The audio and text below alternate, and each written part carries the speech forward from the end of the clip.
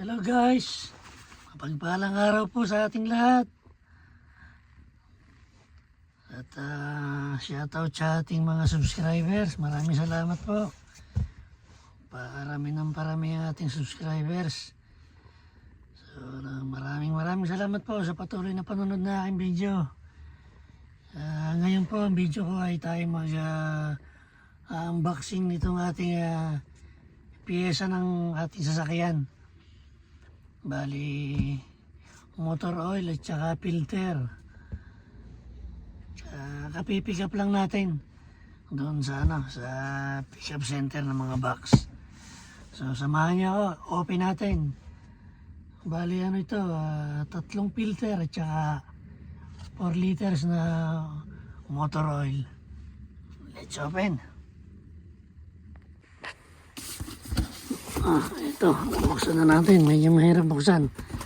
Kaya isang kamay lang ako. Ito po, unang-una ang ating cabin filter. Ito po yung aircon heater filter. Made by Bosch, made in Germany. Ayan, maganda, malinis. Puting-puti. Cabin filter po yan. Isa.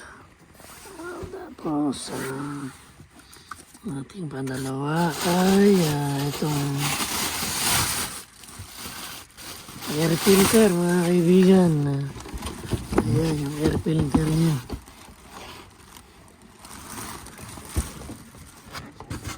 Air filter po yan.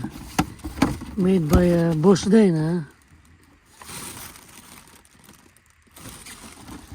Bilog po yan, bilog. Try natin i-open. Ayan. Yan po ang ating air filter made by Bosch. Para dito sa ating Volkswagen minivan. Air filter. Magandang klase po yan. Bosch by Germany. Germany rin itong ating car na Volkswagen, kaya magandang pure Germany ang ating gagamitin. Air filter. Dalawa na po yan. Next, ang ating oil filter. Ayan. Oil filter, mga sir, mga friend.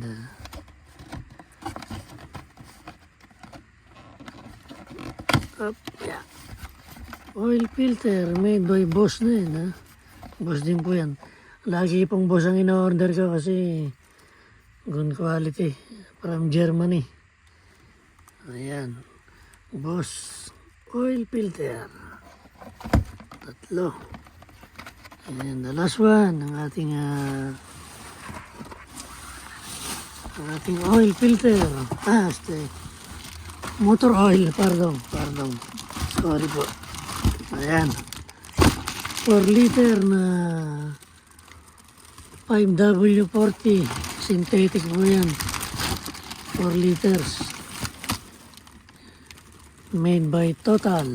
Ayan, Total po yan. Tamang-tama po yun sa ating Volkswagen, mga kaibigan. 4 liters. Meron po kasi akong 1 liter sa bahay. 4 liters lang yung order ko. Okay na, okay po yan. So, balik natin ulit. At,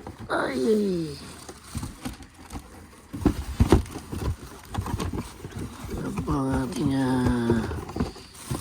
air filter. Oil filter. Na cabin filter. Ayun lang, mga kaibigan. Ako rin po magkakabit lahat yan. Bibidyohan ko rin yung pagpapalit ng mga filter at pang change oil.